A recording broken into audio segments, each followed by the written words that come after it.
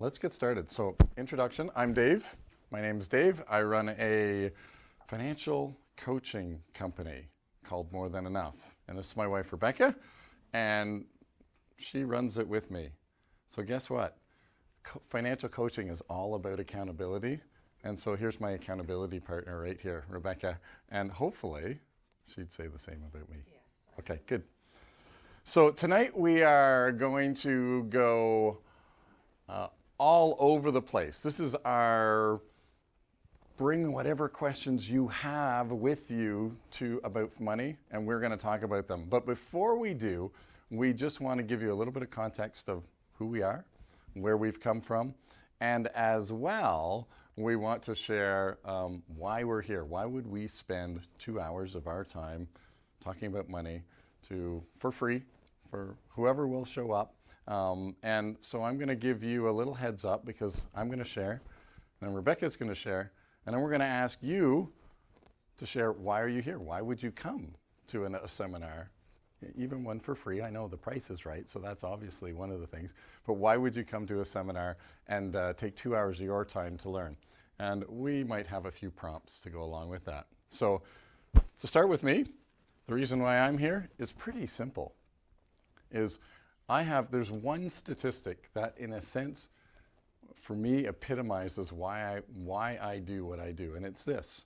Right now, the Canadian family spends about 11% of their income on consumer debt, on managing. So 11% of your net income is going to manage all of your debt, not including mortgage debt.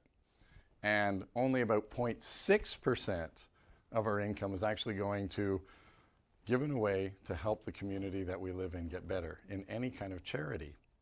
And I think that I would love to see those two statistics get reversed. What would the world around us look like if 11% of our income, we're giving it away anyways, except for we're giving it to the banks, and I'd much rather give it to the charities and to the people who are doing such great work in our communities, where they're not going, hey, we need money, because you never hear a bank saying, we need money. They just seem to have enough, right? And so that is the statistic for me that says, okay, if we could flip those two, I'm a happy guy. So that's why I'm here. That's why we do what we do. Rebecca. So why I'm here is because I came along with him. I've been married to Dave for 28 years, and we have 5 kids. And he didn't always do financial coaching. So we have about 12 years ago, 2007, he left a family business where he was a mechanic. And he came home and he didn't know what he was going to do. But we had a colleague in another sphere, and she did financial fitness seminars. And we had some friends, and we called her up and said, do you do accountability? Do you do one-on-one stuff with people? Because there's some people we know of that could use some help, coaching or accountability or something like that. She goes, it's funny that you ask because I haven't started it yet, but I have the logo in my mind and the name, and it's More Than Enough. And the logo is like the puzzle piece that you see, which is the logo we have today. Anyway, that is what started the journey, and Dave joined up with her and started creating this coaching program. And of course, for me personally, he came home and told me he was going to be a financial coach, and I was horrified because I thought, no, that means we have to do this. That means if you're creating a program for people, then we're going to have to follow it too.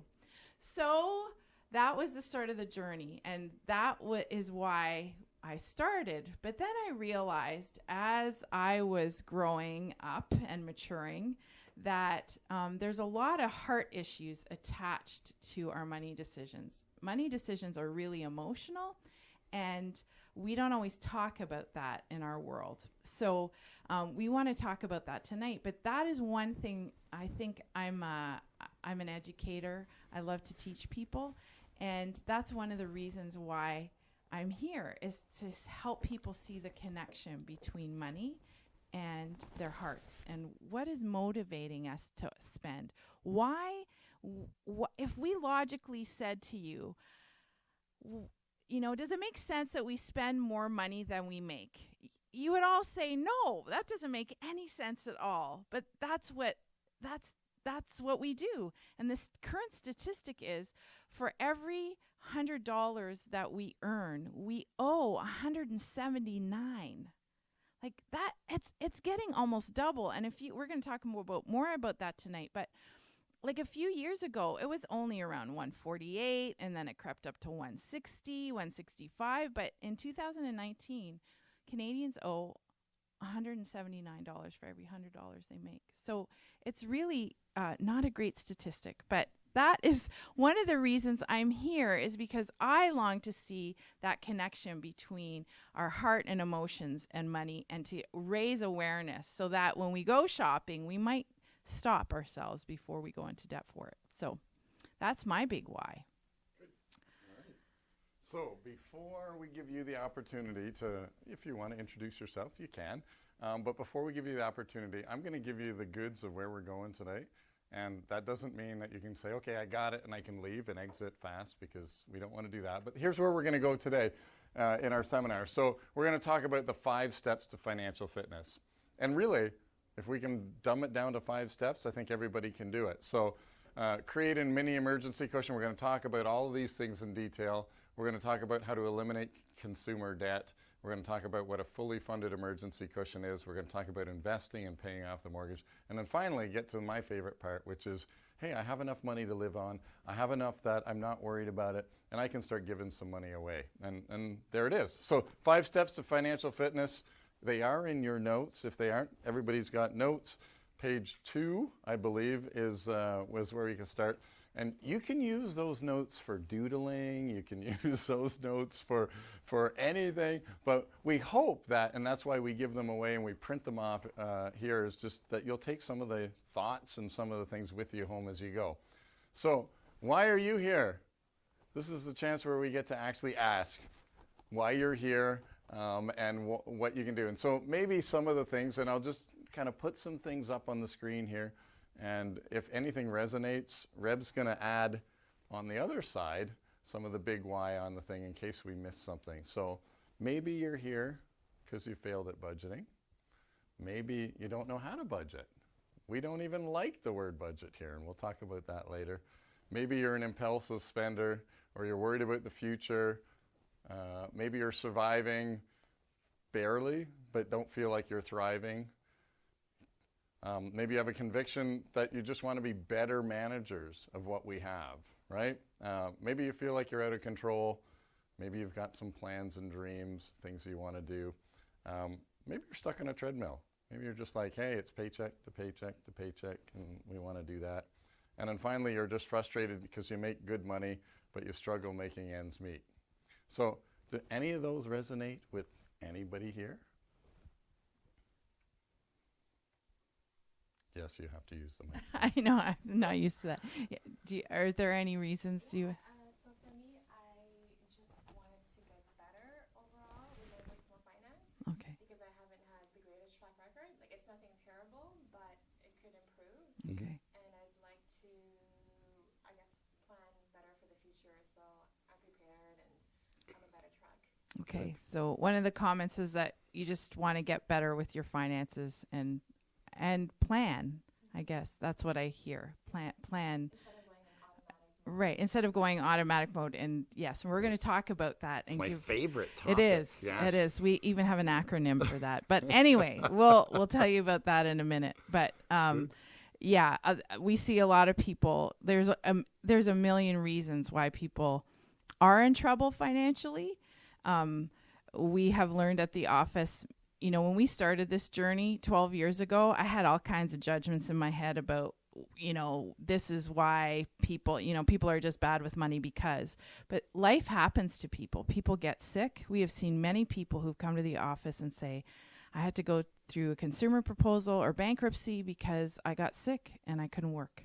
You know, there's separations, divorces, like all kinds of stuff that life throws at us. And for anybody out there, to understand that there is help and that we're here to help people, and there's no shame or embarrassment of your story, even though sometimes it's hard. The stories are hard. So our whys for coming envelop all kinds of reasons, but but if people need help, it's a good place to find someone who can help you. So that's really our heart too. So So we're all motivated, and if you've come here, then you probably came because you were motivated by something. And there really are three things that motivate us when it comes to money. And number one, we're motivated by pain. And Rebecca's going to talk a little bit about pain, and she's going to talk a little bit about pleasure in terms of those being motivators. So when we move into action, these two are the starting. They're kind of like the kickstart. And Reb's going to talk a little bit more of that, and then we're going to talk about how we keep the kickstart going. right. So nobody likes to be in pain. I'm pretty sure that if we could all go without pain, I was just telling someone today that I had, hand surgery in January, and I'm still dealing with the pain of that. Would I like it to go away? You better believe it. But we come for help, or we go to a bank, we seek out consolidation because it hurts, right? So we get stressed, we don't sleep at night. It actually can cause us physical trouble. Our debt can cause that kind of pain, right? We're preoccupied. Some of us might realize that we are up in the night worrying because we don't know where the money is going to come from to pay our bills. So we've got that kind of pain. I'm going to talk about another pain in a few minutes, but then we've got the pleasure piece. And the pleasure piece is, it's a short-term thing. So if I save some money, I can take my kids to Disney, right? So we've got these pleasurable things that we seek. Well, we want a boat, or we want to go on a other vacation. Maybe Disney isn't your thing, but we've got these pleasurable things that motivate us to get right with our finances. And while these are often what gets people into our office, especially the pain part, they're not long-term. And we like to talk about something called purpose. So when you know what your purpose is, what you're wired for, what you have dreams and goals, and you start thinking about those, that actually can drive you at a deeper level, not to spend the money that you don't have, or to put that money to your debt instead of going out for a meal, for instance.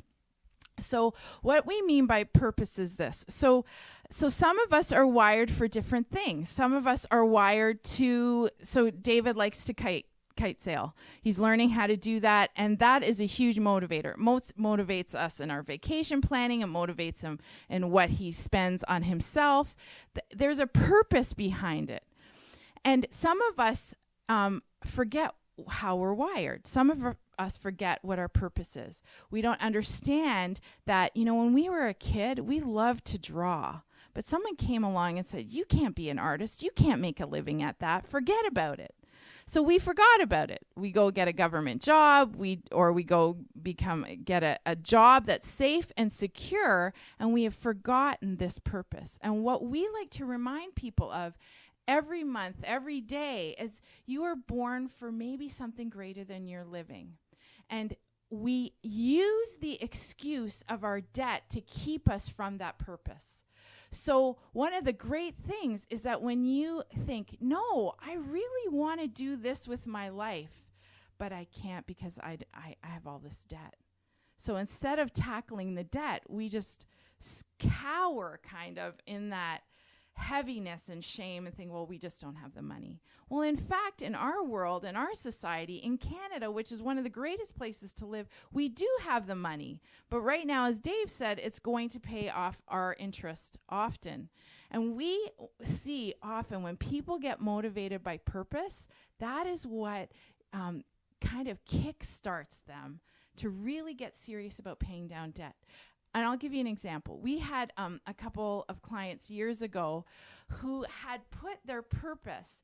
So they wanted to do this trip, and it would take 6 months to 9 months, and they put it on their fridge.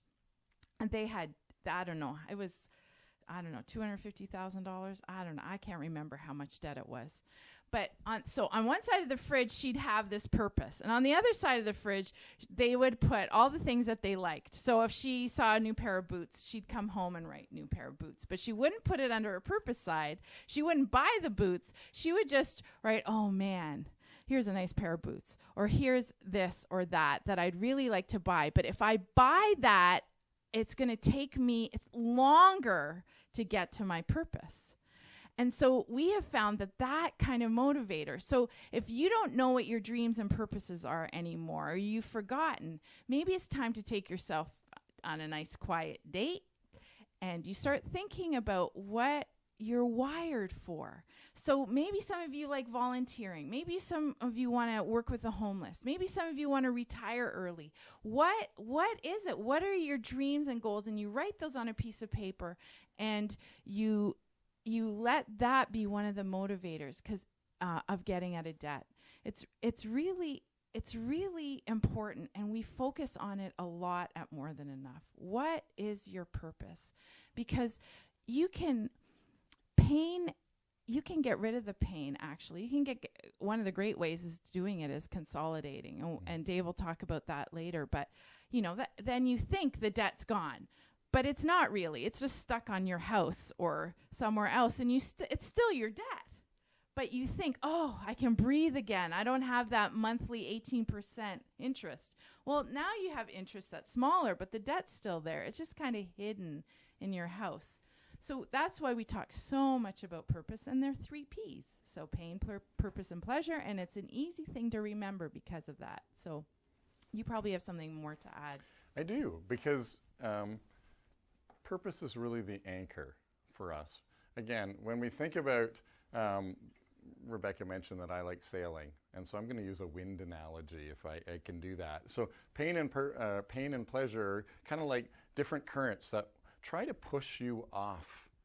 But purpose is your true North Star. Purpose is the thing, it's the destination where you want to go. And so when I sail, it's really difficult to sail in a straight line from point A to point B, because that's actually not what happens in sailing. So in sailing, what you have to do is you actually have to plan your trip, but you always have to keep your eye on where your destination is, even though you may be heading off in a little bit of direction. And so when we talk about pain and pleasure, sometimes, and again, I'm going to bring the metaphor back to money, sometimes we actually have to go, to get where I want to go, to accomplish what I want to do, I got to go over here and address my debt. So I'm going to take a year, whatever it is, and deal with my debt. Or maybe I don't have any debt and I'm going, okay, I need to save some money to accomplish that purpose, rather than go and leverage and borrow the money to go. Because I could go the direct route and I could borrow the money and get there, but the reality is that I'm going to be actually collecting a whole bunch of baggage as I go along, and we call that baggage debt. So when I want to, and I love sailing because it gives me that sense of freedom. When I sail, I'm like, me, the wind, awesome. It's just us out there. And so when I'm sailing, I know that sometimes I have to take the long route or even the slow route, but I can do that and know that along the way, I'm going to just enjoy myself. I'm just going to enjoy myself. And I know when I get to the destination or my purpose, then I'm there. And I'm there without all the baggage. And we have been taught in our current culture that the default position is debt. If you want to accomplish anything in this world, you're going to have to use debt to do it. Except for when we talk to actually people that have a lot of money, that like Warren Buffett. I heard an interview with Warren Buffett recently, and he said, what's the number one kind of financial advice that you have? And he said, well, it's really quite easy. Spend less than you make, avoid debt, and that's it. And we're all going, okay, now this is a guy who, is super smart, makes money, all of it. But those were the 2 pieces of advice that came right at the top of his list. And I thought, no, that's really interesting, because I'm nothing like Warren Buffett in terms of how much money I make, but we're preaching the same message. Spend less than you make and avoid debt. And so that's what we're going to talk about today. But so I just want to say that the one tool that will give you first off is actually to write that purpose down. Mm-hmm. Because if it's written down, and I mentioned it before on the fridge, if it's written down, it's always, you're reminding yourself, why aren't you doing that thing with money? Because you're going after that. Why aren't you doing that? Or your friends say, let's go for dinner. And you're like, no, I'm not doing that right now because I have a greater goal. And you can share that goal with people because it's a motivator maybe for them too. So that's your first, write it down and put it somewhere so you can see it. And we even put it on the handout for you so that there's a space to do that. Now, if you're a journaler or you're whatever, take some time to really dig into this idea that if I am crystal clear of what my destination is, what my purpose is, even if it's for the next 6 months, even if it's for the next year and a half, even if it's kind of a lifetime thing and you actually figured that out. And I know for me, I didn't really figure that out. I'm going 6 months at a time because I can set the goal, I can achieve it, and I can make it happen. To write it down, get it on the fridge, and figure out how that goes. Okay, so you've noticed that so far we haven't talked a lot about money. A little bit, but we want to address these key concepts first because as Rebecca alluded to, one of the things that we know about money is that it's not about the math. So many times when I'm meeting with people, they're like, I'm no good at money because I'm no good at math. Well, the reality is it has nothing to do with math. And I'm going to give you a couple of examples around that. And we're going to talk a little bit about marketing and media and the influence that has on us a little bit later. But that's one of the things that we can say, most of us, as Rebecca mentioned, we got it figured out. If I spend less than I make, I'll be all right. So how do we do that? Is that a math question or is that there's an awful lot of things that I can spend money on question? And that's really what it is there's a lot of things in our current culture that we can spend the money that we have on it. And so there's no end to the things that we can buy, and there is an end to the amount of resources that we have. So we have to just get in touch with that. And so we're gonna talk a little bit about that in a few minutes, but the last key concept we want to do before we get into the practical pieces is giving. You'll notice that step 5 in our steps to financial fitness is giving, and we're going to put that right here because giving actually needs to be woven all the way through your financial journey. And there's an old proverb that says that the stingy man loses what he has, but the generous man seems to gain more. Have you ever observed that? No. The stingy man seems to lose what he has, and the generous man seems to gain more. That's the proverb. It's an old proverb and observation. I like to do it like this, and so we're going to do a little exercise, and really it's like this. So if you hold your hand out like this, and you fist out like that, so we can all do that together, right? Hold it right out there. Now, if you're going to receive something, it's pretty tough to receive anything. If I want to give you something, I have to go like this. I have to actually give you. So if I'm going to give you this little tool, I have to actually have my hand open to do so. And you have to have your hand open to receive it, right? Now, when we have our fists closed, typically whatever's in our fist will leak out. And I have this interesting observation. Money is a lot like water. It has the same properties as water. The harder that I squeeze my fist, the less water I can actually fit in my hand. So when we go and it leaks out around the corners, and we use the same language when we use money. We say, I don't know where the money went. It seemed to leak away, right? We use that same language. So when it comes to generosity and giving, if I have my hand open, or maybe I do this, can I hold a lot more water in my hands if I do this? Yes, I can. Why is that? Well, because my hands are open and because I'm actually able, can I receive something? Yes, I can. So even in our posture, we're going, okay, if I'm tight-fisted, again, that's a money. Has anybody heard that expression around money, that I'm tight-fisted?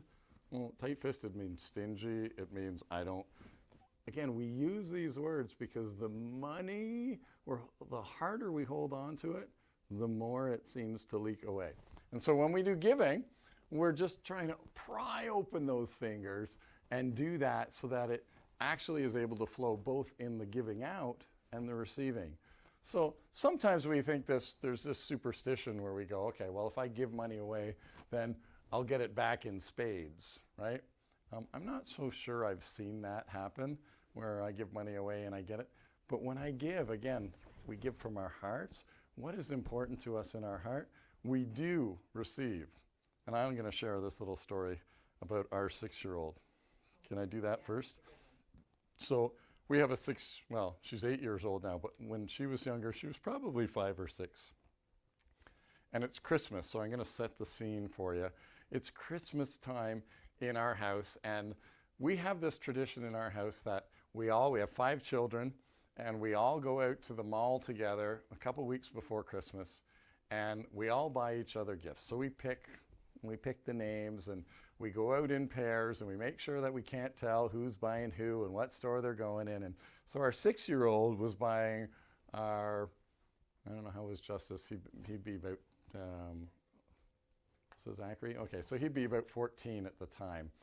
And Christmas morning comes, and our 6-year-old is literally vibrating as we say, okay, it's your turn to give your gift to your brother. And she's like, I get to give the gift. And I mean, we had to coach her the entire couple weeks not to tell her brother what the gift was, right? Because she was so excited and she'd found this gift. And we actually gave her money. So she was buying it with her own money, but with mom and dad's money. But she was buying, so this was truly a gift from her to her brother. And you can just imagine, she's carrying this gift and she puts it on his lap. And even before he has the chance to open it, she's starting to help him open it, right? So she's like, oh yeah, and she's just in it. And of course, our son is like laughing his head off because he's taken an incredible amount of joy out of this whole interaction that's going on. And, you know, the gift, it wasn't really about what the gift was. I don't even remember what she gave. I don't think she remembers what he gave. But as she came away, the joy, the laughter, all of that wasn't just between the two of them. That was actually between all of us. We all participated in that 6-year-old girl, in the innocence of just being able to give a gift right off, just with no strings attached. So that we know that we can see from that. We also know, scientifically, that people that are generous actually are healthier, which is really cool to get that. There's actually science that says as we become more generous, we actually are healthier in our bodies, in our physical bodies. So there you go. Reb. I'm just thinking, like I'm hearing the voices that I sometimes, I interact with at the office, and that is, but it's my money. I earn it, so I should hold on to it. Why should I give it away to somebody maybe who is homeless or is not working, or, we have all our stereotypes and judgments in our head and all of that. I guess I would say to those people who think that way, just try it, because I think we're made to be generous. I think it's in that old blood commercial. I don't know. It's in you to give. It's in you to give. Red Cross did it, I think, all of those years ago. It's in you to give. Well, it's in us to be generous, and we may have not even thought of it that way. And I would suggest that if you've never given before, that you don't have to start by writing a check or anything like that. But how about you share what you have? We're starting to use the word sharing a lot because we all have a lot in our country. Lots of us do. Even secondhand stuff. We can go to secondhand stores and buy things pretty cheap. But why don't we share what we have? We had an incident at the office this very week, and I thought I would practice what I preach. And our toaster oven actually had a big accident, and thankfully the office didn't burn down or anything like that. But it was a fire hazard, we soon discovered, and we got rid of it. And then I thought, oh, well, I guess I should go buy a new toaster oven because we like using it instead of a microwave and for all of that stuff. And I thought, you know what? I'm just going to put it out in social media and see if anybody has a toaster oven because maybe I don't have to spend the money for it. So sure enough, within an hour, one of my friends said, yeah, I've got one. I never even thought about giving it away. Come and get it. And it was just such a great interaction. And she was sharing with us something we needed. So I'm sure that we all have something that we can share. And it's just, you can just determine, you know what, I'm gonna do that action. I'm gonna do something small, and I'm gonna start small if you've never been a giver before, and just start with something small and see what kind of, I can guarantee you, as you practice this, joy will fill your heart and your life. And I just would encourage you guys to try it. And it starts with small things, but as you give, it's like this train that's just chugging along, but it builds up speed. And then you start to think, man, I really do want to give and help people. Like it's a great thing. That's why we're here for each other, right? We're talking so much about saving the planet. Well, we can share what we have and maybe save each other from more debt. So that's one of the keys also that we leave with you. So, but I think, sometimes all you have to give is a smile. That's also, have you ever been walking around, you just try smiling at people? Do it in an elevator. It's kind of fun. Do it. Dave says do it in an elevator. So anyway, but I think there's a great video that we're going to show next. All right.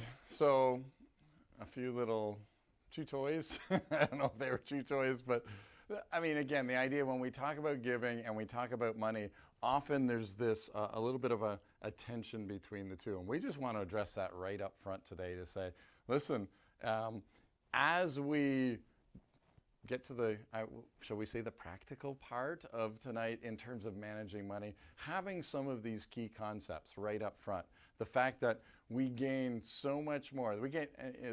Joy is something that money can't buy. We get some of that from giving. We get some of that from knowing our purpose.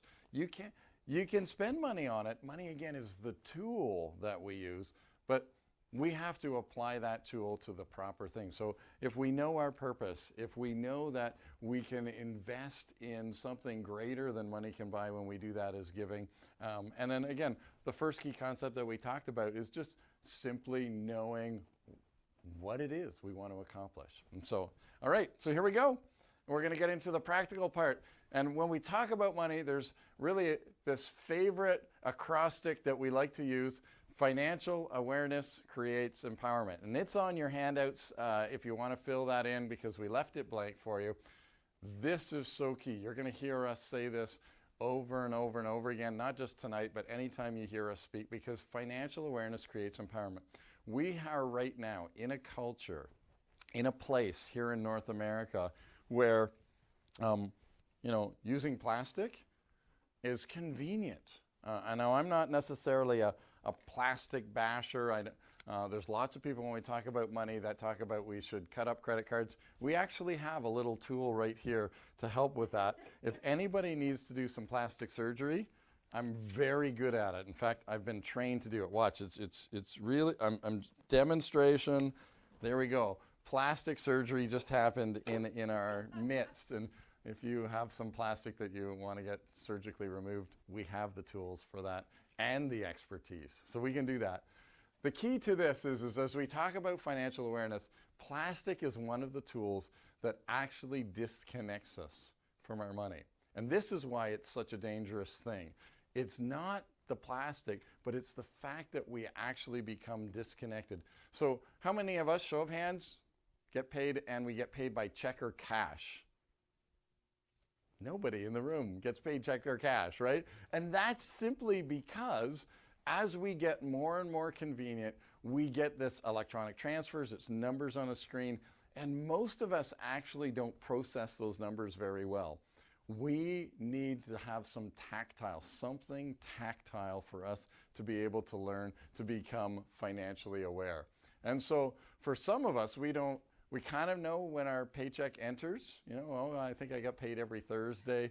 Maybe it's Wednesday. I'm not really sure if it's at midnight or the night, but it doesn't really matter. Yeah, it does matter. We need to become financially aware. We need to get reconnected. And so one of the ways to do that, and we're going to do a little bit of sharing together to figure out how we do that, but recognizing that our culture is slowly moving us in the name of convenience, moving us away from being financially aware, from having that tactile experience. Are you going to talk about? Yeah, a little bit about Okay. that. So, does that make sense? Like, I don't know if you feel like you know what your money's doing. Do you feel like you know what your money's doing? Like, do you know where your money's going, and you're aware of when it's coming and going in your bank account? And Yeah, I've been tracking it the last okay, and has that been working for you? Just to pay attention to that? Yeah. so that I know like when it's going in and out and Yeah. what's happening. Right. So getting aware of your finances is just a huge thing. Sometimes we don't want to be aware. Sometimes we don't want to know how much debt we have. We have people who come into the office, and maybe you're one of them and you haven't done your taxes in a number of years. And it's one of the things we need to do in our culture. We need to do our taxes. It's money that we have to figure out that we owe, or they owe, the CRA owes us. It's good to know, but sometimes we feel like we're so far in, or we're so disconnected, as David said, because we're using plastic, that we need to get connected. So one of the tips is getting connected. So if you need to use cash, then use cash. David always says that you can save 20% just by not putting it on the credit card. And the example of that is this. When you go to a grocery store and you know that you have $200 cash in your wallet to pay for groceries, you go to the checkout and it's $221.13. Well, what do we normally do? Well, we're just like, oh, I'll just debit it, or I'll put it on my card, right? We seldom put the food back. But maybe we should start putting the food back. If you leave your cards at home and just carry the cash, then you only have $200 to spend. And that's an automatic way of saving money if we leave our plastic at home. Sometimes we say you can cut it up, but you can also stick it in the freezer and in the middle of some water and stick it in the freezer if you know that you're not great with credit. And one of the other things we always say is if you came to our house and we have lots of trees at our place, and I handed you a chainsaw and you walked into the property and said, here's a chainsaw, why don't you go cut some trees? Well, you might not go out and use the chainsaw because you're not good at it yet. And some of us, and me included, might not be good with our credit cards. And that's okay. And it's okay to say, I'm just not good with plastic. I just need cash. And there's nothing to be ashamed of when it comes to that. It's just like a chainsaw. We need to be trained how to use the chainsaw. And our culture, we go to university, and what's the first thing they hand to? I don't know if you have been to school or anything, but the moment I walked onto Carleton University 30 years ago, they were handing me a free t-shirt or towel, I don't know what it was, and an application for a MasterCard. And nobody taught me how to, well, my parents did, but lots of us aren't taught that can become a dangerous thing because we don't have always the money to pay it back. One of the things, and that is just getting financially aware, is knowing where your money's going. And we talk about tracking our spending. So if you collect your receipts, if you want to write it down on paper, how much are you spending at Tim Hortons? You might be surprised at how much you're spending at Tim Hortons. So you might want to become aware of that. There was one woman who came to a seminar one month, and the next month she came back, and told us, I realized I was spending like $60 at McDonald's a week. So I went and got my food at the grocery store. I started taking coffee to work so I could save that money. And she was so excited. It was like this big, just all she did was just become aware of where her money was going. But I do want to say this. One of the things that happens when we use our credit cards and we get disconnected is a thing that we talked about at the beginning, that pain word. But when we use cash, there is a whole field of study that I've actually written something on our website, morethanenough.ca, and it's called The Pain of Paying with Cash. And there has been studies done. So there's this emerging field of neuroeconomics that studies how human decisions are made around money. So they look at actually what happens to us physically when we use credit cards, when we use cash. What is taking place? And I'll give you this example. So the Carnegie Mellon researchers in Stanford and MIT did this joint study. They took 26 adults and they gave them each $20. They put them in an MRI machine to track what would happen inside their brains when they saw product go by. So they said, here's $20, and you think, it's not much, it's $20. You can buy anything you see, or at the end, you can just keep the $20 cash. So while they're lying there, they're starting to notice something happen. So the primary question the researchers were looking at was whether the pain center of the brain, which is called the insula, it's where we process pain in our bodies, they wanted to know if it would activate when the people saw the prices of the items that would go by. And then, of course, as only researchers could say, they were very excited to learn that when they saw these scans, that insula, the section of the brain associated with pain processing, was activated as they saw the prices increase.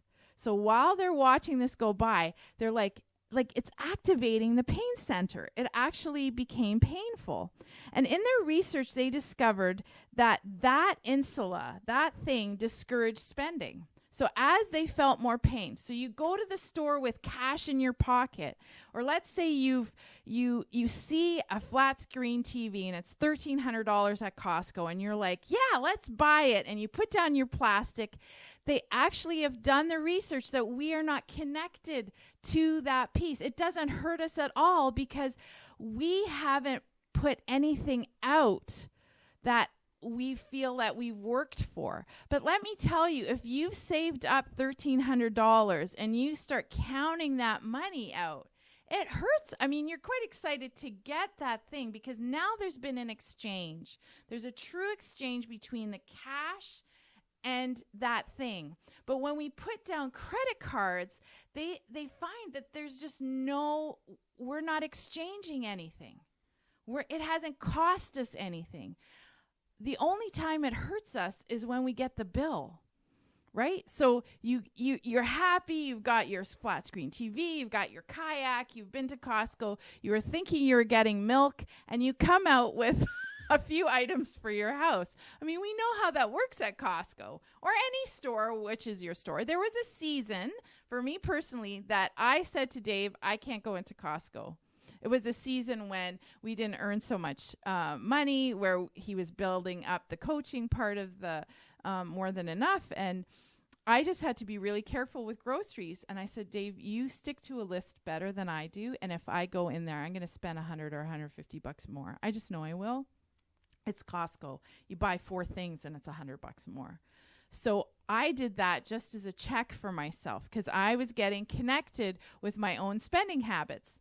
So that I find this really fascinating, this whole field of neuroeconomics, that they can actually discover.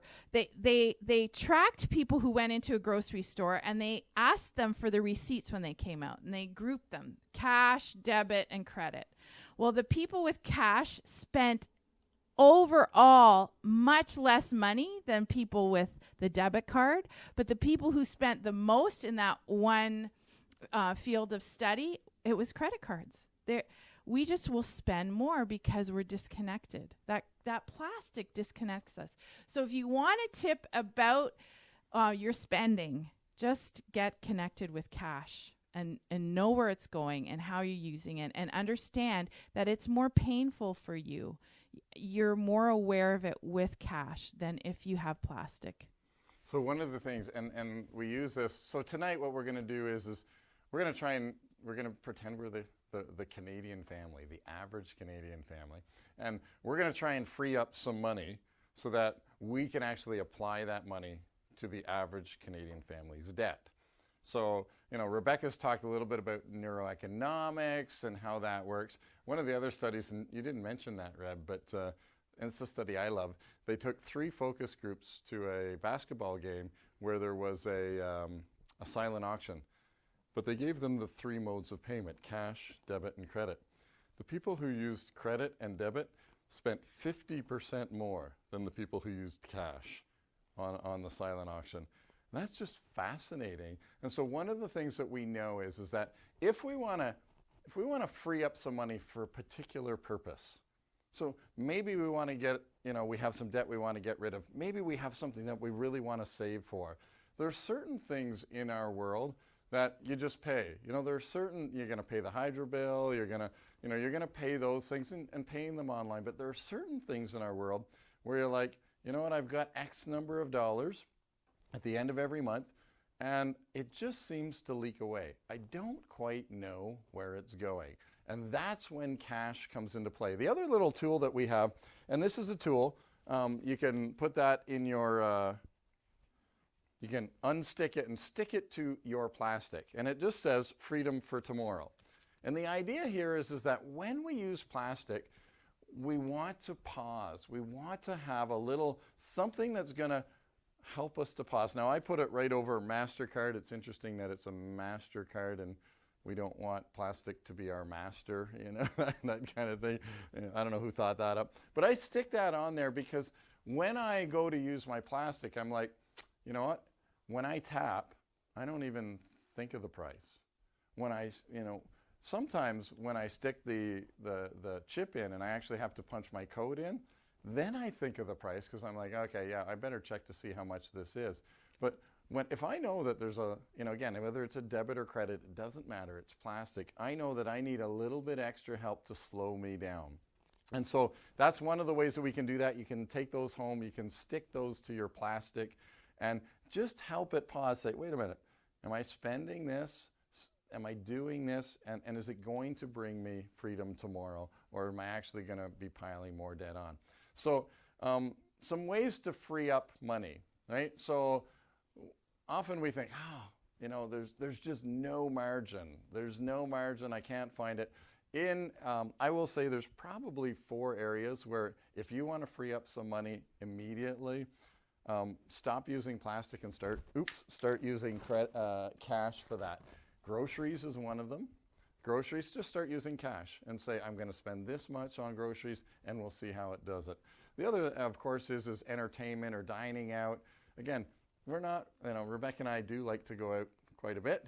We like to eat out. Rebecca has a Starbucks habit. We won't talk about that tonight, but she does, right? And so we go, how do we manage that? And I can remember some of those first conversations where we were trying to say, how do we stay connected? And so there's some cool ways we can do that. One is hey, if you want to go to Starbucks, then put $20 in your wallet in a special spot or a special place in your wallet. That's my Starbucks money.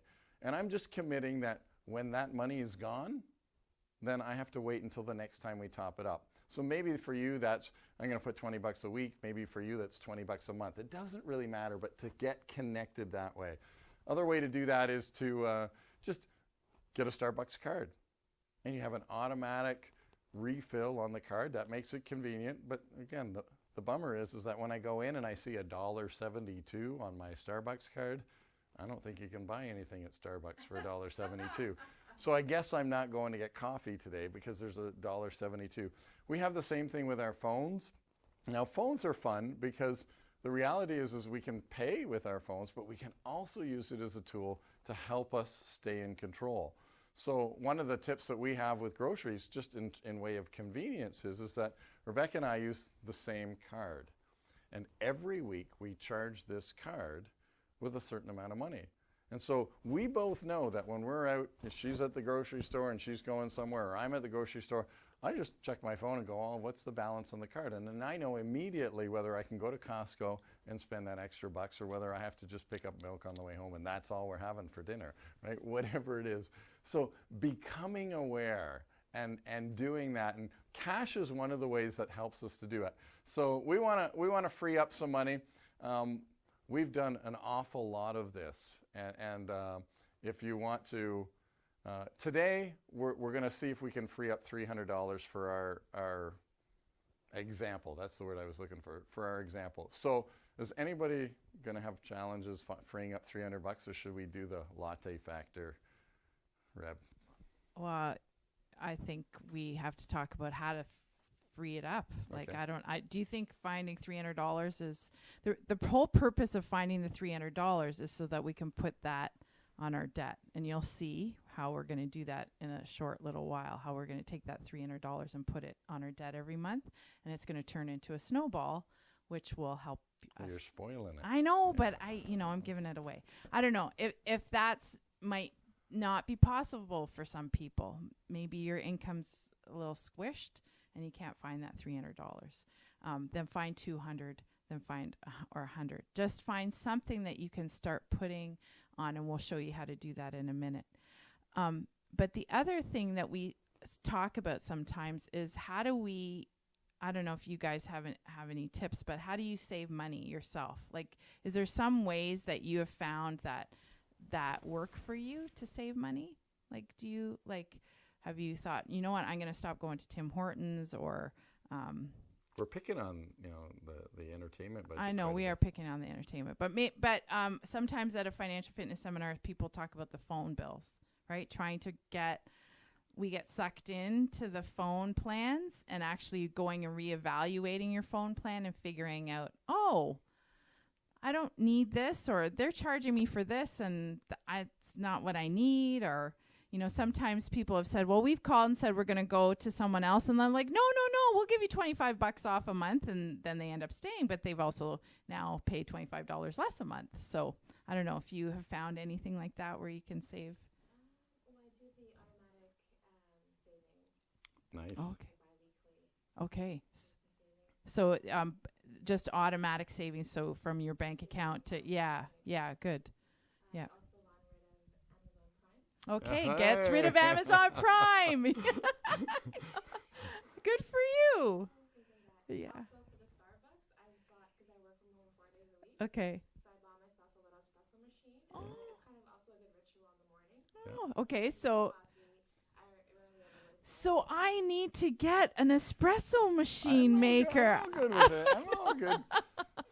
See, they said I could. I can go Yes, get one now. yes, Anyway, no, yes. I'm just kidding. Save up your Starbucks so money wha- ahead of time, well, one of the so then you can go and get the espresso. That's right. That's- So I don't go to Starbucks now, and I put my Starbucks money towards an espresso maker. Anyway, yes.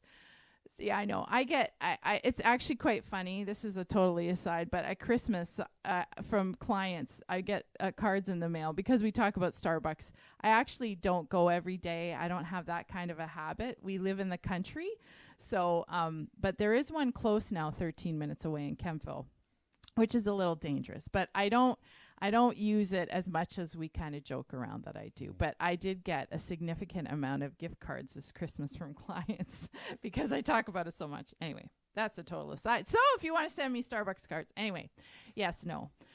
Okay, so basically what we just talked about is when you become financially aware, you start looking at where your money's going, and you start asking, well, do I really need that? Can I do without it? How important is it for you to pay down your debt? And we have to get to that point, and I was saying it earlier to somebody, it's not really sexy to get out of debt, right? Like Dave has often said to me, how do we encourage people in this, that it's a really great idea not to spend more than you make? And I'm like, because the short-term benefit of getting that thing, of having that latte or going on that vacation and putting it on your credit card and saying, you know what, I'll think about it later, right? You can be in the sun, you can be on the beach or do that thing that you love. And you're just like, that's just enticing. And it's really hard to get to that place where you say, you know what, I'm not going to do this anymore. I'm not going to pay the banks all that percentages when they haven't done anything to earn it. We earn money we work hard no matter what we do. You work hard no matter what your wage is. And do we want to be giving that money away to someone who isn't doing anything for it? And I think we have to start thinking that way. If you want another tip, sit down and figure out what the interest is that you are actually. Don't do that. Oh, that's Yeah. that's like depression, right? No, I know, but I mean, if we want to face it and you really want to get a reality check, that's part of facing your finances. What are we at? I mean, you're a Dutch guy. You've never liked giving banks interest money. It drives you crazy, It does in fact. drive me crazy. Yes. Yes, Anyway, yes. that's my little, okay, you can go tell them now how to, Okay. find $300. So the real key, and again, we'll use $300 for our example today, but the real key is you have to free up some money that you can consistently do without. And so maybe it's reorganizing your technology bill. Maybe it's saying, hey, I can change my entertainment budget. Maybe it's the grocery plan that we can do. All of these things, pulling a little bit of money from each is going to line up and actually allow you to free up some money. And the purpose, again, the real key is that, and today we're going to talk about the average Canadian family and what their debt is, and we're going to go through the example to pay off the debt and just to see how that can be done with $300. So the idea, and one of the big concepts there, this is how we react, right, is like, but can I capture? And I will say, wherever that money is, the only way you're going to consistently do it, and you mentioned it, is part of that is just taking it right off the paycheck every 2 weeks before I get there. It's an automatic thing, and I'm moving it out of my checking account and I'm putting it somewhere else so that it's not in my checking account. And that's part of what we call planning what you spend and then spending what you plan. So most of us learn things about money, in a sense, from a reactive paradigm. And what I mean by that is this: we're constantly trying to find out where the money went. And we want to change that paradigm a little bit today to go, you want to take the money and actually direct it and tell it where to go. Money's got personality. If you don't tell it where to go, it just gets up and leaves. And so as we do that, the idea of planning what you spend allows you to go, okay, when the money hits my bank account tonight, I already know that it's going here, it's going here, it's going here. And some of that money I can automatically happen. It just automatically, I set it up, whatever, maybe it's a rent, maybe it's a mortgage, maybe whatever, it's automatically set up. But there's a certain amount of money that's going to end up in your bank account, and that's the focus of the money that we want to find our $300 from. And we want to go, all right, how do we do that? We have to spend that money ahead of time, because if you try and track it from kind of the where did it go, then what happens with that? We have an argument, right? Because it's like, oh, honey, where did you spend? I can't believe you spent that much at Starbucks. We're going to pick on Starbucks tonight. And that's that conversation, just right there and then. There's no end to that conversation except for a bad end, because we can't change it. If Rebecca spends $50 at Starbucks, then the money's gone. So why are we arguing about it? Now, if we plan to spend $50 at Starbucks, then Rebecca can go out and do that. And she can do that because, hey, we planned it. We know the money's there. We're going to make sure that it do. So when we talk about financial awareness creates empowerment, it actually empowers us, not only in our communication, but to accomplish the things. So if we look at it and said, I can't believe, I don't want to spend $50 on Starbucks. Do you want to spend $50? No. There's more. We like coffee, but maybe there's some other things that we want to do with the money. So we're going to reduce that to $20, and now we're going to take the $30 and put it to where we want to go. And maybe that's paying off your debt. So that's what we're going to look at today. Step number one to paying off debt. Step number one is you have to have somewhere else to go rather than your credit card, right? So we've been taught, and I'm not going to bash the banks because that's just the way it is, but we've been taught from the bank that when you go into the bank, they're no longer interested in you necessarily saving money so that in case there's an emergency, you've got some money in savings. the advice we get from most banks is, hey, come on in, we'll open a line of credit just in case there's an emergency, and here's some credit. Banks now have changed from what we used to call savings to now selling money. They're selling credit all the time. And that's just the environment we're in. Again, I'm not a bank basher. My sister is a banker, so I get it. I'm in the financial industry.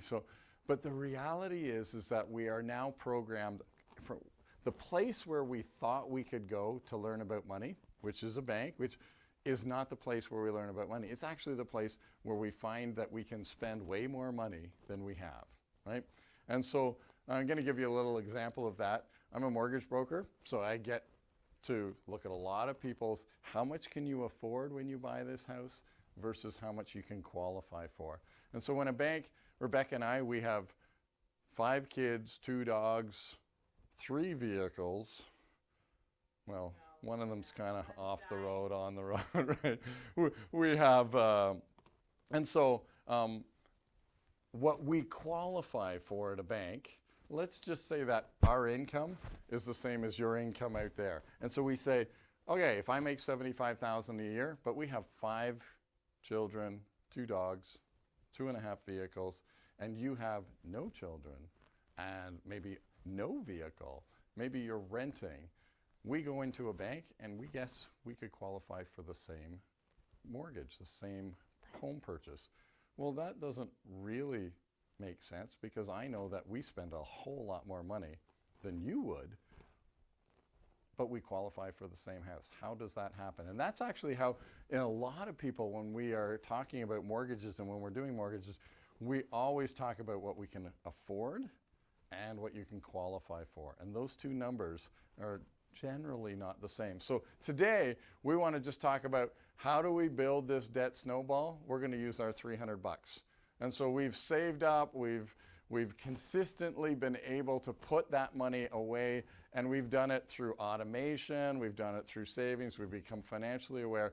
And over a couple months, we've been able to save $300 a month. So let's say for 3 months, we've been saving $300. And then we have an emergency cushion of $900. Now, again, we're a big family. We have 3 cars. What's the biggest emergency that I'm going to have? Well, in our family, I think we need an emergency cushion closer to the $2,000 range because that's what I can, okay, the car breaks down, the dog goes to go to the vet. There's all kinds of things that have potential for emergency. And those are the things that generally end up on our credit cards or on our lines of credit, and we don't get to paying them back simply because there's not enough cash to go around. So by freeing up the $300, by sticking it in the bucket and filling up the bucket, we can now say, hey, I've got the cash. It is simply there for this one sole purpose. When there's an emergency, and it's not if there's an emergency, it's when there's an emergency, we have some money in reserve to be able to address that. So we take $300 and we're going to fill it up. But 300 times 3 is 900, like you already said. And so sometimes you need to sell some stuff, put it on Kijiji, do what you can. Dave always jokes that we'd sell a kid. We wouldn't sell a kid. That would be really bad. Although one guy always said, you sell so much stuff and you get so determined you're going to do this thing that the kids think they're next. That was the phrase. So once you have that emergency cushion, you have to understand that we always say this. We just put it out here at every seminar. Christmas is not an emergency. Understanding what your emergency is. Christmas happens every year. And sometimes we treat our emergency cushion like our Christmas fund.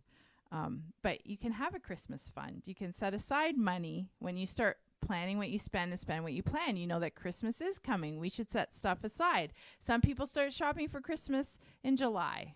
There's a lot of that going around social media. Everyone's celebrating Christmas in July these days. So that I'm just putting that little plug in there so that you understand what an emergency is. And we sometimes say in our house, we used to say that tires for our vehicles were an emergency, but we've gone through so many tires in the last 2 years living out in the country, and the potholes, We actually probably should have that discussion sometime about our tire fund, because we need to start one. Yes. Good point. The tire fund. I think we're on, in the last year, 3 rims broken and 4 tires blown just from potholes. It's like, my goodness. I should slow down maybe a little bit. Actually, they're you though, so we won't go there. So, all right. So, one of the reasons that we do the emergency cushion, and I talked about $300 for 3 months. It's easy to remember, 3. But second of all is if it takes us too long to build our emergency cushion, guess what we have? We have an emergency. And then it doesn't seem to ever get filled up. So we're putting a deadline on our emergency cushion saying we've got 3 months to build it up, and we are going to focus. We're going to see how much money can we save in 3 months. We know that we've got $300 that we've been doing. Maybe there's a bonus, maybe there's a tax return, maybe there's an extra job you can take for a couple months that just generates that solely for the purpose of emergency. And this, I think, is one of the big things that happens in your money. When you have an emergency cushion, you kind of go, oh, it just feels good that I know that the minute I have an emergency, I'm not right away going to credit. I'm not right away know that, oh, now I'm going to start paying interest. And again, paying interest is a great motivator. If we can avoid it, it's a better motivator. And so we're going to do that. So $300 a month for 3 months.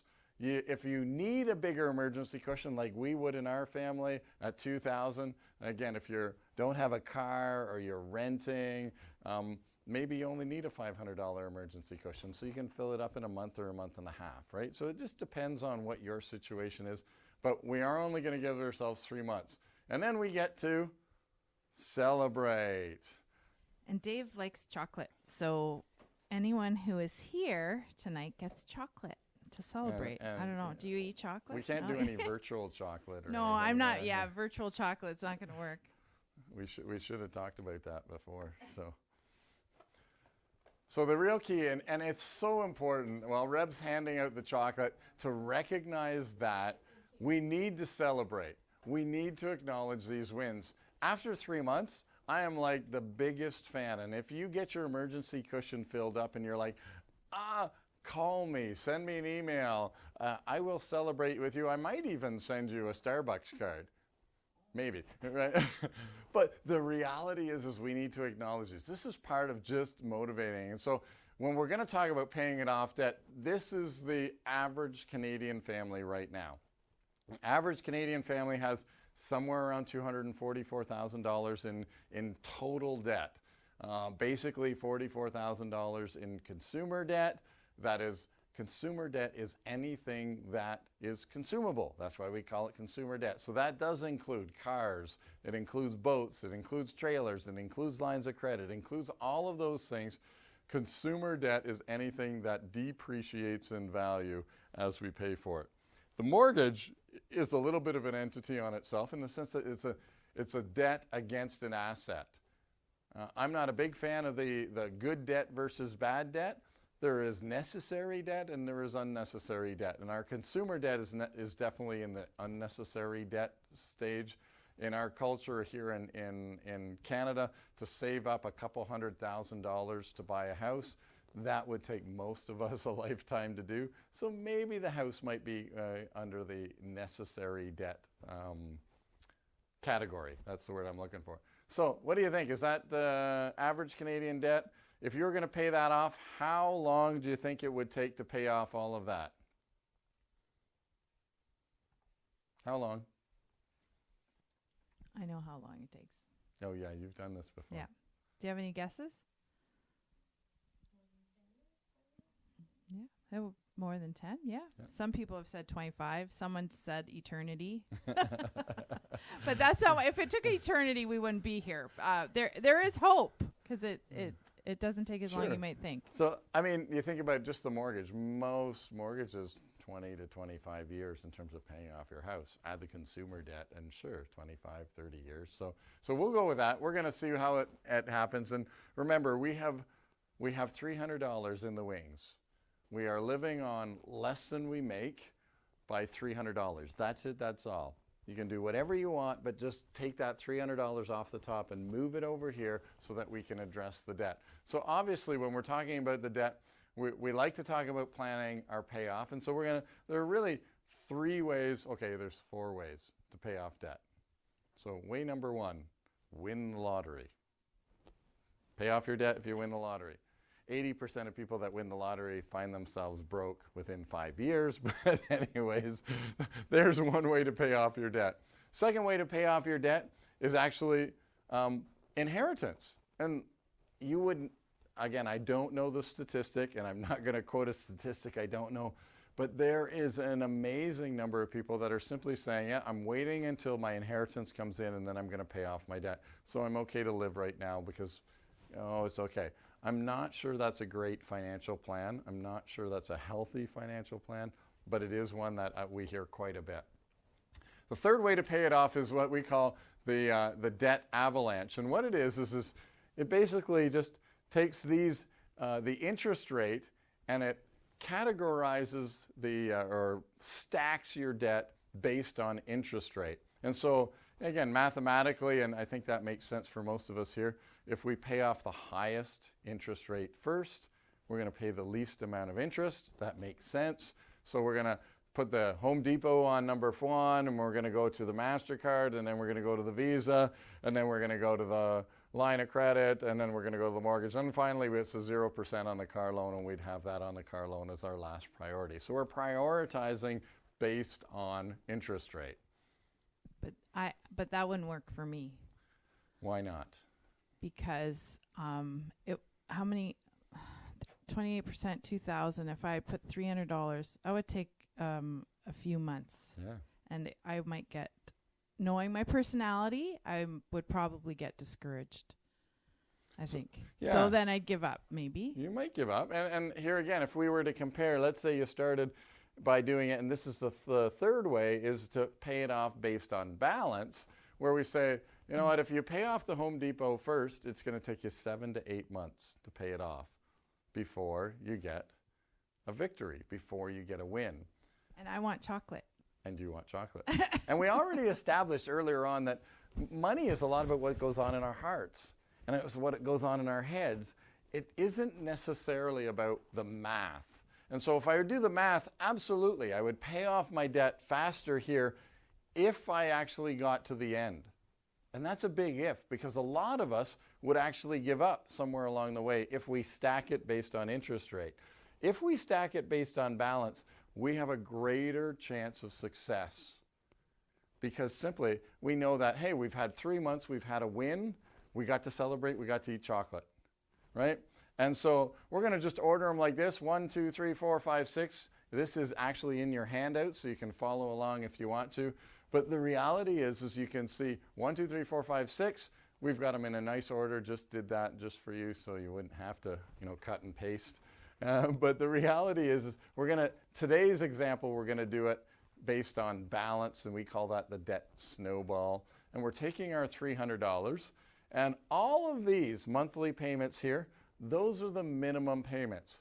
So what we're really saying is that $880 of our $1,880 is interest costs. That's the cost that we're actually giving away in interest.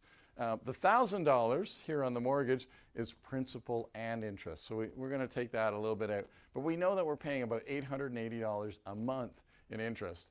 And these are the minimum balance, the interest-only payments. And we want to make sure that your credit cards stay static, that they actually don't increase, that the balances don't increase. So if this $30 is not enough to keep that $1,000 at $1,000, obviously, when we're doing this, we don't want to be putting stuff on our credit card. And here's another reason why shifting to cash as you do that is we just simply don't want to have the temptation of putting something on our Visa and then paying it off and saying, oh yeah, I'll pay it off when I get home, or I'll pay it off. No, just don't do it. Use the cash or use your debit card to stay away from that. So we've got $300 in the wings, and we've got 3 months that have went by, and we build our emergency cushion. Now we're going to add our $300 to the $30, and we're going to make it $330, and that's our regular monthly payment. And how many months does it take to pay off? $3,000 at $330 takes about 3 months. And so you see, 3 months for our emergency cushion, 3 months to pay off the debt, and then we have an emergency. So we're 6 months out and we have an emergency. What do we do, Rebecca, when we have an emergency? Well, we use our emergency cushion to pay. No, we use our Visa card. No. No, that's part of the key that I don't think we've said clearly. This only works when you stop using credit, right? So you've got all these balances, but you're literally using cash or your debit card if you have to, but you can't, this won't work if you're still going and putting stuff on your credit card. And you know, like the analogy with the chainsaw, you know you're not good with a chainsaw, you know you're not good with a credit card. We've got to do something. We've got to cut them up. We've got to give them away. Find accountability partners to get you like serious about not doing that. But so yes, no, you go to your emergency cushion because now you don't have to go to your credit line or somebody or a neighbor or your cousin or your father to borrow money. You're relying on yourself. And once those emergencies happen, you pay for it. But in this scenario, we've thrown in 2 emergencies. So let's say somebody dies and you have to go on a trip and buy a plane ticket, or you've had a small roof leak or something like that. You need to build up the emergency cushion after you use it. So what happens then is we stop. So let's follow the money, though. Let's follow the money. So we're paying down the Visa. Oops, emergency happens over here. Okay. And we say it's one big emergency for $600 bucks, because that's what we know. It took us 2 months to refill it. We have $300 a month that we're putting towards away. So we know it was a $600 emergency. And we go, okay, I stop paying the Visa card. I take my $300 that I was using for the Visa card and I fill up my emergency cushion again. And then once it's full, once it gets back up to that top part, then we go back and we start paying the Visa off, and then we use that $330 to run the Visa down. Is that right? Does that make sense? Some people, when we teach this, don't, we get chocolate. We get chocolate! So as we do that, of course, the Visa gets paid off, even though we're 8 months out. You saw it took us 3 months to build the emergency cushion, 2 months for us to be able to pay the Visa, or to fill up the emergency cushion again, and another 3 months for us to be able to pay the Visa off. So then we get to celebrate. Really key to celebrate. And you know what? Like, Rebecca, we like to celebrate. So maybe you just pause for a month and you say, you know what? The $300, my emergency cushion is full, my Visa is paid off, and I'm okay with taking a $300. Are we okay with taking a $300 not yet. celebration? Really? I don't think yet. I think I could. It's a big deal to get that first victory. True. And again, it just means you pause for a month. So you continue to pay the minimums on all your credit cards, your emergency cushion, and you're like, I got $300 extra this month. Let's go celebrate. Maybe you say, okay, we're going to split the difference and we go $150. Whatever this celebration is, don't go buy that big screen TV for $1,300. Right. Don't do that. And I would say here, some of these things we forget to mention, but we don't do diets. So we're not encouraging you to have a financial diet so that, you know, once you start paying down this debt, you know, you can't do anything anymore. There is a little bit of healthy spending that you can still have $20 in your pocket, like he already mentioned. I remember when we first started doing financial coaching, I thought he was going to give me a budget, and it would be like, you know, chiseled in rock, and I'd have to follow it. And it felt like it was a chain around my throat. And when he came and said, no, we're going to do a spending plan, and we're going to put that, if we have the cash flow for it, sure, you can go to Chapters and get a book and buy a coffee. But we're going to plan. But we're going to plan for it, and that way it gives you a little bit more freedom and breathing room. So even while you're paying down debt, to me, it's really important, especially in a couple and in a family, that you talk about what could could help you in this process? What small things could you have to have having the $20 freedom a week, or $20 every 2 weeks? Yeah, it might sound like not a lot, but it's just enough to say, you know what? I'm not on a diet. It's not like I can't spend any money because I've got this $20 in my pocket. I think that's really important for your emotional health. Just saying. Okay. So for your Starbucks help. for my not always Starbucks. I know, that's my problem. It's not always Starbucks. I'm making you be the bad guy. Not really. She's not really the bad person. So we have a celebration. We take a pause and we acknowledge the fact that something has happened and it's significant. And that's the point is that, again, whatever's happening in the rest of your finances, right here in this example, all we're doing is we've carved out that $300. And we're not asking you to increase that $300. We're not asking you to change that. All of your other spending is happening over here, and you're just carving out, whether it's $300 or $200 or $100, you're just carving out that consistent amount. And we've been at it for 8 months, and we've got now $330 to spend because we've just added the minimum payment off the Visa to our snowball. And we add that in and we say $330. Now we're going to add that to the minimum payment, the $70 we were paying on the Home Depot card. And this is the one that, I'm motivated for. It's 28%. We've got there. We're kind of pushed through that Visa one simply because, wow, I want to pay that 28% off. And so now we've got $400 that we can apply to the Home Depot card. 5 months, Home Depot card is paid off. Bing, bang, boom. Shucks, I had an emergency. Again, what do? We pause on the Home Depot card.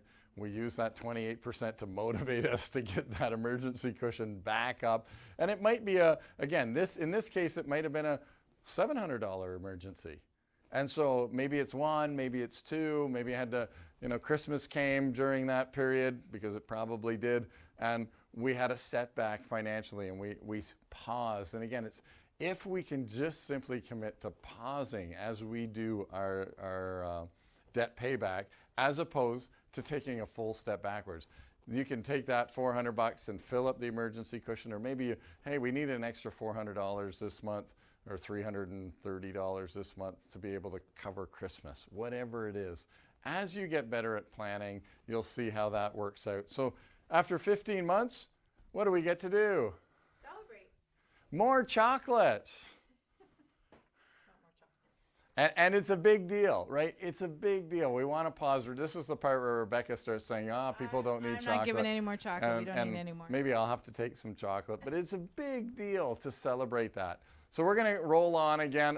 Again, we haven't asked for you to get more than that $300, but that $300 is starting to build because now we have the minimum payment from the Visa, the minimum payment from the Home Depot. We paid off that 28%. Dave is a happy guy. And then we're on to the MasterCard, and it's a 21% MasterCard. And we start rolling. And now we have $580 to apply to that MasterCard. And the same thing happens. We roll on. 9 months goes by. 2 months worth of emergency. We're 26 months out. And guess what? More chocolate. More celebration. And again, I'm a big fan. Now we've got $500 to spend, and maybe you have said no to something. Maybe you've stuck something on your fridge and said, when all of our credit card debt is paid off, this is what we're going to buy, or this is what we're going to do to celebrate. And so you can do that. And so we're at that point. $580, all of our credit card debt is paid off. Now we're tackling the line of credit. And there's a couple things to do with a line of credit. You'll notice that it's 12 grand. It's a pretty significant amount. And sometimes we need celebrations a little bit sooner when we're dealing with bigger numbers. So sometimes you know that, hey, that line of credit, the reason it got there is because we had to buy braces for the kids. And the reality was we didn't have the money to do it. So we stuck it on the line of credit, and it's been sitting there for 3 or 4 years. Okay, so if you know how much that was, then you can say, you know what, out of that 12 grand, 3,000 of it was braces for the kids. So when we get to 3,000 paid off on that line of credit, then we can have a celebration because we just paid off the kids' braces. Or maybe you just say, you know what, every $5,000 I'm going to have a celebration at every 5,000 because that's just, hey, every time I get to 5,000, it's easy for me to remember. So those are some things. Celebrating is really important. Reb and I like to celebrate. It's really important to do that. So we've got $680, and that's what we're going to use to apply to our line of credit. And again, the math is pretty simple. It takes us 17 months to go there. And in the 17 months, at this point, we've kind of been at it a couple years. So the Christmas doesn't become an emergency. So the snow tires for the car don't become an emergency because remember we freed up $300 and we've only asked you to keep that $300 chunking away at your debt. Maybe you got a raise at work. Again, a couple years have gone by. Maybe you got a raise at work. Maybe you're just better at planning. And so the emergencies become fewer. And of course, we've got more money to apply to our emergency when we have it, as we'll probably have $600 or $650 to apply there. So as we do that, one emergency, we're 44 months out and Celebrate. chocolates. So we get to celebrate again. You're not handing out any more chocolate. Okay, they've had enough chocolate. We can have more at the end. So here we get to the end. Now we can, you follow that rhythm. We see it's the same thing over and over and over again. The car loan happens, and the car loan's really interesting because it's been a 0% car loan, and we've been paying it for 44 months. So if we do the math, $500 a month for 44 months equals $22,000. So that car is actually almost paid off. There's only $2,000 left on the car. So while you've been paying off all your other debt, that $500 a month that was your car loan was 100% principal, and it's been paying it off. So now we got 46 months, and the car loan's gone. What do you do when you pay off your car loan? What do you do when you pay off your car loan? Save for another car.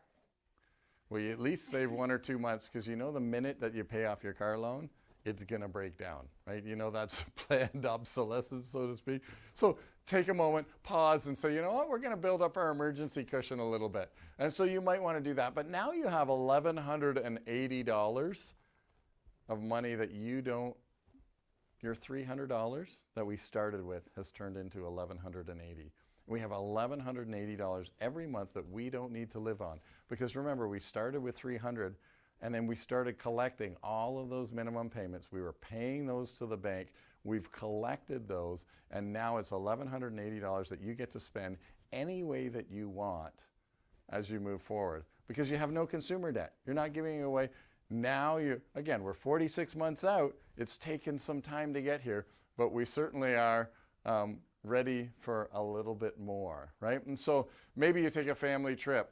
Maybe you buy something special for Reb. Maybe the car does need an upgrade. Well, now you can say, oh, well, with $1,180 of money that I don't need to live on, and that's not magic money. It didn't come from anyone. It was money that you were giving away to financial institutions that you've recaptured 1 month at a time. So if you need a new car, maybe you need a new car. Okay, $7,000. I just got to wait 6 months to go do that. Maybe we're going to go on a vacation or do a family trip. Well, it takes 6 months to plan that in our family, so that's okay. We can do that. Now we're going to move on. Once you've done that, and it's again a big deal. You've been at it for 4.5 years. It's a big deal to really pause and say, well, what was the thing that we were going to do? What's the purpose when we got rid of all of our consumer debt? What are we going to do? And so you might have been thinking about that already. Maybe when you started the whole journey, you said, once we get rid of all of our debt, this is what we're going to do, family, or this is what we're going to do, Rebecca, to your spouse, or maybe you're just making a promise to yourself.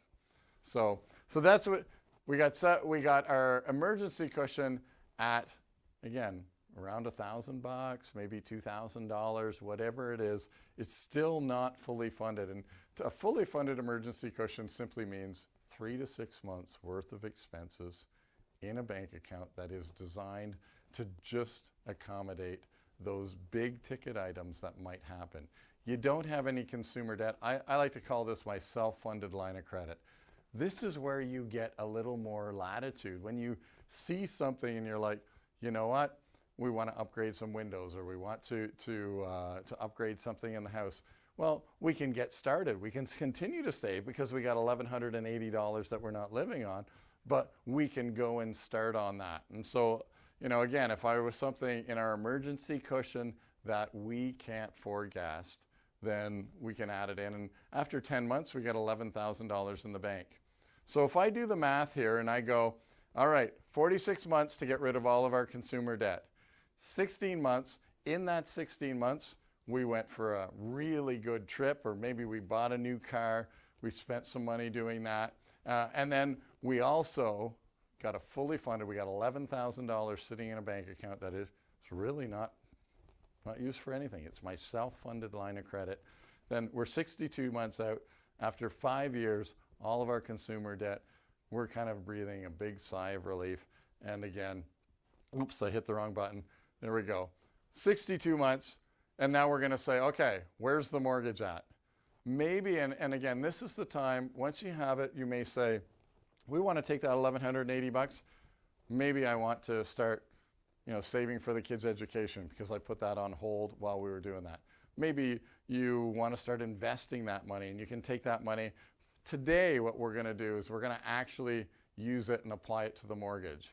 So mortgage has dropped from $200,000 to $177,000 in the first 5 years. Not very far, right? It's a little discouraging that way. But we do know that somewhere in this 62 months, we had the ability to renew the mortgage. And when you renew the mortgage, if you're thinking and planning ahead, you can say, well, I want the ability to be able to double my payment. In this case, that's what would happen. $1,180, we're going to add that to the $1,000, and we're going to make it $2,180. $2,180 for 90 months. The total amount, all $244,000, gets paid off in 12.7 years. And the reminder here for all of us is we started with $300. And we consistently, strategically, diligently applied $300 to the money we were already spending, and we paid off the debt in 12.7 years, so almost 13 years, on $300.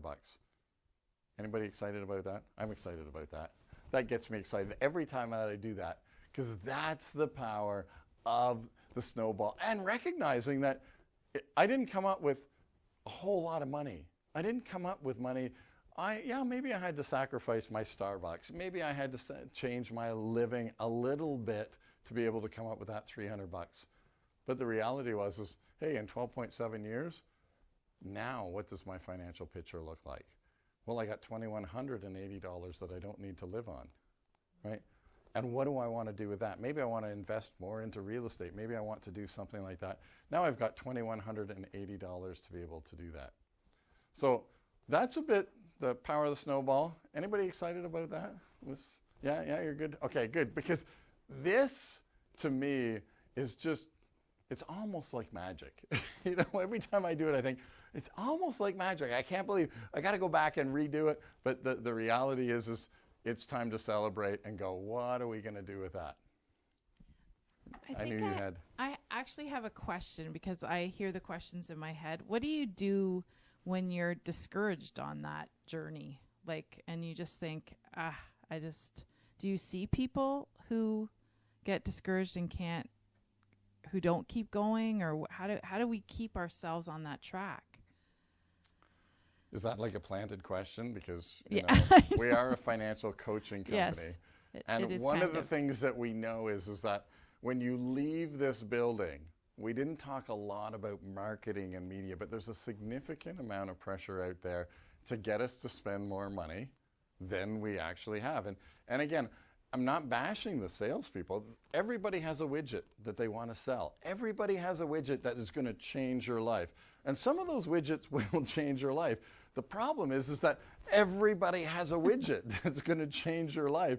And we don't have all of the time and energy and resources and money to be able to accommodate all of those widgets. And we need a way to filter those, what widget is good for me and what widget is going to just suck the money that I have out. And so part of that relationship with a financial coach is just somebody who comes alongside and gives you a reality check on a consistent, regular basis, encourages you when you get discouraged, picks you up and says, listen, you kind of got off, or hey, you had an emergency, let's get back to the emergency and get you on track faster. And we all know the power of a coach. There isn't a professional sports team that doesn't have a coach.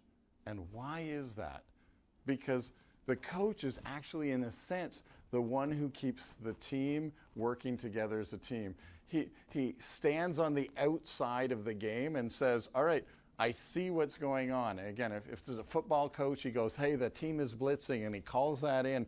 Just in case you didn't notice the team is blitzing, you need to respond in a certain way. And that's what a coach does, is he calls from the outside and actually makes the players better players.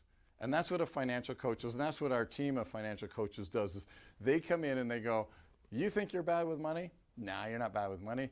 Tweak this, touch this, do this, and you're going to be awesome in terms of that. And then they encourage you all along the way. I mean, you see it in big letters, hope for today and freedom for tomorrow. Just having, I guess that's something that Lynn started all those years ago, that phrase, that we want to give people hope, because it is possible. I think that's what we just want to encourage you with. It is possible to get out of debt. It takes vigilance. One of Dave's favorite quotes, we attribute it to Thomas Jefferson, but I'm still not sure if he actually was the original guy who said it, that the price of freedom is eternal vigilance. And getting out of debt takes hard work. If it's taking you 2 years to get into debt, it could take you 4 or 5 or 10 to get out. And it's just the way it is. But to start identifying, like, yeah, I need help. Yes, we live in a culture that's constantly bombarding us with buy me, buy me, buy me. You need me, you need me, you need me, and you're not satisfied without me. So yes, go into debt for me.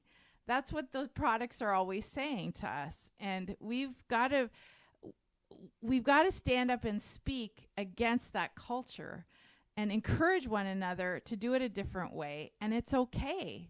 And it's okay to struggle with it. It's okay to be weak in it, but it's okay to be honest about it too. And that's part of our heart, is to encourage people so that you will walk with hope and walk in freedom. But it's not an easy journey. And that's why all these years ago, Dave became a financial coach, to be the one on the sideline. He's not gonna, a coach doesn't mock you when you get in the ditch. He lends a helping hand to help you get out of it, no matter how many times you fall in that ditch. Good. So thanks for coming out. We are going to be here for questions if you want. If you have a specific question, now's the time to ask. And yeah, join us next month when we talk money. We do this seminar every month, and for sure, bring your friends. Oh, and we have a podcast, which if you want really even more, they're on the little handouts here. Search Google Play, Spotify, iTunes, TuneIn, wherever your podcast is, or you download your podcast, you can get more fun with Let's Talk Money with Dave and Reb. That's the name of our podcast, and you can download it and listen in. We love it. And rate us on the podcast. That's always helpful. I'm not sure, my daughter does all the social media. I'm not really sure how that helps us, but apparently it helps us, so we'll take it. So, all right, thanks. Do you have any questions? Yeah, I just had a few questions actually. So for my situation, my only, I guess, liability is my OSAP student loan. Oh, yeah. But so I want to pay, and it's a big chunk. Mm-hmm. So I want to, get rid of that as soon as possible. But I also want to save for a down payment for a home. Right. And I also love to travel. Yeah. And I also want to save for retirement. Yeah. I have all these things that I want to do financially, but I don't know how to prioritize it without, say, I did a calculation, say, I can save enough for a down payment for a home, 20% in a couple of years, but there's no room in there for traveling, for example. Yes. So I don't know how to balance all that without not having any fun or. Yes. Yeah. Yes. So one of the participants is just saying that there's a lot of priorities, right? You've got an OSAP loan to pay off. You want to save for a down payment. You like to travel. And how do you make it a priority? How do you balance it? How do you balance it? Do you have an answer? Yeah. So, I mean, I'm a pretty big fan of having a focused approach to most of that. So, for example, long-term retirement. We know that compound interest works for you. So if you can, say, focus on the long-term retirement and put $3,000 or $4,000 into an account and go, okay, that's my long-term retirement. I'm going to let compound interest. I'm going to make sure it's invested right. Maybe, again, whatever the target is, $5,000, $10,000, whatever in that long-term. But get some money in there and then just let compound interest do its thing while you're focusing on the next thing, which, again, might be paying off student loan. Again, I'm not sure what the interest cost is for that. But that certainly is, when you do the comparison to say, if I focus all of my discretionary income, all of the money that I possibly can at my student loan, then I'm going to pay it down. And entering into a purchase of a house, which is a big deal as well, but entering into that purchase of the house with zero debt or very little debt, that's a huge bonus. That you just can't even. The benefit of that is so huge. It's something you can't express unless you've actually done it, because you're going, okay, all the only consumer debt I have is just tied to this, or all the consumer debt is gone, and the only debt I have is tied to this asset, which is an appreciating asset. We hope our homes appreciate. Sometimes doing the math, and this might be something personal to sit down and say, I'd love to get to the 20% down to avoid the CMHC fees. But the reality is if I actually get in a little bit earlier, pay some of those CMHC fees, and then I can see the appreciation of my asset, you see that, the time that it would have taken me to get to that 20% isn't actually worth the cost of the CMHC fees that goes on the mortgage. I'm better off to get in and with a 10% down payment, and I can get the asset of my house appreciating, because again, remember that house is going to appreciate faster, and it does it all on its own. That is actually money that grows all by itself. So you don't have necessarily control of that, but getting in earlier, even when it costs you a little more, you'll see the asset appreciate far greater than the CMHC costs you. And so you say, okay, well, maybe I'll pay off the student loan and I'll have a 10% down payment, and then the timing on me buying my house is exactly the same, except for now I don't have the debt with me because I was saving all of that money to get to the 20%. So that's a little bit of a unique situation. We'd want to do the math around that to see if it works. But often I do see that, it's going to take me another 2 years to save up for that 20%. And when you look at it and you go, well, the house is going to appreciate by $30,000 or $40,000 in those 2 years, and it only cost me $7,000 in CMHC fee. Well, I just made $33,000 simply because I got in early, right? So that's some ways to just think about that. Certainly the travel, you want to just be if that's a priority, that's part of living. And, again, Rebecca and I are such big fans of, you may say, okay, well, while I'm paying off my student loan, that becomes one of my celebrations. Or that becomes something where I'm going to say, I would have traveled 3 times this year. Maybe I'll just travel 2, or maybe I'll just travel 1 and take a short trip, or maybe I'll think about it differently. Maybe I'll do my traveling and I'll do it a little bit cheaper. We're huge fans of trying to figure out how I can do the same thing, but do it relatively cheap.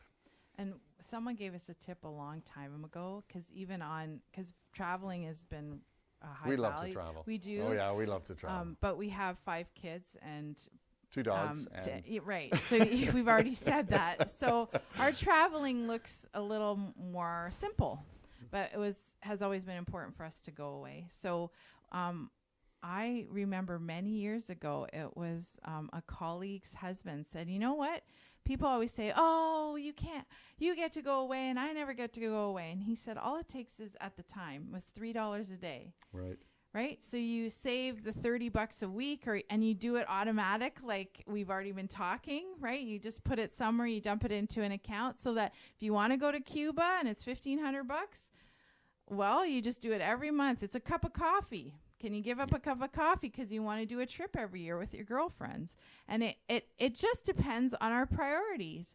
And our priority is different than your priority. And you know what? It's legit. But we have this social media world that tells us we can have our cake and eat it too, that we can have a nice car, we can have a truck, we can have a house, and we can go on vacations. But the reality is most of us can't. And we always wonder, how are the people on social media that we know and love actually doing it? And sometimes it's because they've been saving and it's important to them, and that's a priority. We have friends who love to eat out a lot, and looking at them, we think, oh man, they eat out a lot. How, if I was, comparing myself to them, we can't. Well, it's because it's a priority for them and they plan and save for it. That's what they value. So what you value is different than what you value, and it's okay. And that's where you'll look at your bank account and see what you value. If you want to know what you value, if you say that giving's valuable to you, or charitable giving, or vacationing, look at your bank account and where is that money actually going to what you say you value. That's a really good heart check, actually, to say, oh, no, actually, I'm not putting money away for that house. And even though I say it's important for me to have a house, maybe I should actually start putting money away. So anyway, that's just So, again, it's a little bit, there are all kinds of creative ways when you're talking about travel to travel and do it relatively cheaply in the end. Even just planning it ahead and saying, if I start planning ahead, sometimes a plane ticket is half the price simply because it's when you buy it, right? If you buy it 6 months ahead or 1 month ahead. So some of that is just taking advantage of those things. And, as we talked about, if you have an intentional pool of money, when those things come up that you're like, oh, I love to travel, and all of a sudden it's like, wow, we just experienced this within the last 6 months. A friend of ours sent us a, hey, $600 cruise to Italy, the Mediterranean, and we're like, $600 for 10 days. That's crazy. Now, then I read the fine print and you have to fly back. So it wasn't quite $600. Read the fine print. But that was still a great price for a one-way cruise to a place where we'd been talking about, we really want to go, but we're not really saving for it. And there's other things, and maybe in a few years and all of those things. And then this comes up. If we had had $2,000, I might have went. I'm just kidding. But we would have said, oh, let's go. But we didn't. So there are opportunities that come up, and if you're prepared financially, just a little bit of pool there, then you can go, okay, let's take that and let's go, and you can be a little bit, spontaneous. So is that helpful? Yeah, for sure. Other question? Yes, I know you said you had one or two. So. Yeah, I just have another one, because I've started to really get into personal finance lately. I've been reading books. Good. I'm listening to podcasts. So one of the keywords I've been hearing a lot is the FIRE movement. Okay. Financial independence, retire early. Yeah. So it's a big, I think, from what I've read or heard, it's a lot of Americans doing Yes. it, not a lot of Canadians. Yes. I don't know how attainable it is for Canadians. Like, for example, a house there costs like $50,000, Yes. which you can't get here. Right. Or the taxes are lower or whatever. Yes. I'm just wondering if you know anything or. So interesting. I'm just gonna just summarize because Oh, yeah, go folks ahead. can't hear. So you said FIRE. So The finance. FIRE movement. The FIRE movement. So Financial financial independence, independence, retire early. early. And there's a lot of talk about that on podcasts and books. And is it are you hearing it in Canada or just predominantly from the States? Yeah, because a lot of the podcasts are From the States, okay. So the FIRE movement's interesting, and I love the FIRE movement because it's a little bit of a, kind of a pushback against what is the norm, right? like the norm is to wait until you're 65 to retire. Exactly. Work at a steady job for a good company for 35 years, retire with a pension, And the FIRE movement is based on a couple things. I mean, as I understand and what I've read is one is that get creative and really short amount of time, focus your okay, well, I want to create some passive income. How do I do that? Real estate is one of the ways that in the States, there was a huge opportunity over the since 2008, really. I mean, people were leaving their homes, and you could buy homes for 50 and fix them up, sell them. As the economy comes back, there was a lot of opportunity in real estate to be able to do that. Or you fix them up and you become the landlord, and you've got 3 or 4 passive incomes coming in. That can be done here in Canada as well. You need to be a little more strategic. The rules are a little bit different. One of the strategies that we see in real estate in terms of, you have to decide, am I a person who's going to buy and flip, or am I a person who's going to buy and hold, in the sense of in real estate? The key there is that there are an awful lot of creative ways when you start giving yourself license to do it, to just make some passive income, to whether that's through real estate, whether that's through even you see the huge kind of do-it-yourself market with Uber, with Airbnb, there's all kinds of regular passive income that can be made through Airbnb. I have a room, I can rent the room out, I can control it, I can make money, and it's an asset that I have. Now, obviously, you have to own a house for Airbnb. That's what's happening with a car. When you think about that, the largest hotel chain in the world doesn't own one hotel. That's Airbnb. When the largest taxi company in the world doesn't own one taxi, people have gotten creative. That's Uber, right? Uber, they don't own one taxi, and yet they are the largest transportation company in the world. Why is that? So they've used technology to be able to do that. And so there's lots of creativity there. So I love, read books, get in there and see what suits you. I think the personality, but if your goal is to retire early, it means you're going to sacrifice some things up front. You may say, you know what, if I want to retire early, that means I'm not traveling while I'm working my whatever it is to travel, because I know I'm going to travel before I'm 65, right? So some of those things, again, you have to prioritize and just say, hey, I'm willing to give up travel for 3 years to be able to drive Uber for 18 hours a day, whatever it is, right? I'm not saying that's the way to make money, because that may not be the best way to make money. But that's what's going on in the FIRE, in that whole, I would say, revolution is people are just getting creative about using technology to generate income and passive income, so that I can do it from anywhere in the world. I can go and do my travel, and I can still sit down at the end of the day. If I have an internet connection, I can do my work. I can generate some income. And technology has allowed us to do a lot of that. So it's, again, there's huge benefit with technology to be able to create the life you want to live outside of the 9 to 5. Because I think that's one of the impetus of the FIRE movement is, I don't want to be chained to a desk from 9 to 5. Like, okay, I want something different. And so how do I create that for myself?